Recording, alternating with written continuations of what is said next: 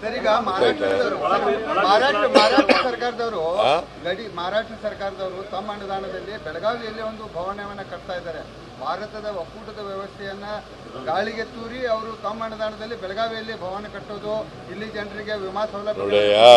ನಾವು ಈಗ ಡೆಲ್ಲಿನಲ್ಲಿ ಹೋಗಿ ಕಟ್ಟಿದೋ ಒಂದು ಹೊಸ ಬಿಲ್ಡಿಂಗ್ ಉದ್ಘಾಟನೆ ಮಾಡೋದು. ಆಸ್ತಿ ಸಂಪಾದನೆ ಮಾಡಲಿಕ್ಕೆ, ತಿರುಗಾಡಲಿಕ್ಕೆ ನಮ್ಮ ಒಕ್ಕೂಟದ ವ್ಯವಸ್ಥೆಯಲ್ಲಿ ಅವಕಾಶಗಳಿದ್ದಾವೆ, ಸಂವಿಧಾನದಲ್ಲಿ ಅವಕಾಶ. ಹಾಗಂತೇಳಿ ನಮ್ಮ ಜಾಗನ ಆಕ್ರಮಿಸ್ಕೊಳಕ್ ಬರಲ್ಲ ಅವರು. ನೋಡಪ್ಪ, ಕೇಳಿ, ಇಲ್ಲಿ ನಾವು ಮರಾಠಿಗರನ್ನ ಕರ್ನಾಟಕದಲ್ಲಿ ಇದೆಯಲ್ಲ, ಬೆಳಗಾವಿ ಇದೆಯಲ್ಲ, ಬೆಳಗಾವಿನ ಯಾವ ಕಾರಣಕ್ಕೂ ಬಿಟ್ಕೊಡಲ್ಲ. ಗೊತ್ತಾಯ್ತಾ? ತಿಳ್ಕೊ ಸರಿಯಾಗಿ. ಸರ್, ಈಗ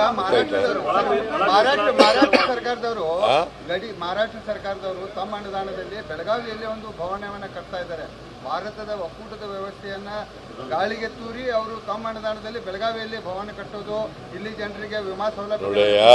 ನಾವು ಈಗ ಡೆಲ್ಲಿನಲ್ಲಿ ಹೋಗಿ ಕಟ್ಟಿದೋ ಒಂದು ಹೊಸ ಬಿಲ್ಡಿಂಗ್ ಉದ್ಘಾಟನೆ ಮಾಡೋದು. ಆಸ್ತಿ ಸಂಪಾದನೆ ಮಾಡಲಿಕ್ಕೆ, ತಿರುಗಾಡಲಿಕ್ಕೆ ನಮ್ಮ ಒಕ್ಕೂಟದ ವ್ಯವಸ್ಥೆಯಲ್ಲಿ ಅವಕಾಶಗಳಿದ್ದಾವೆ, ಸಂವಿಧಾನದಲ್ಲಿ ಅವಕಾಶ. ಹಾಗಂತೇಳಿ ನಮ್ಮ ಜಾಗನ ಆಕ್ರಮಿಸ್ಕೊಳಕ್ ಬರಲ್ಲ ಅವರು.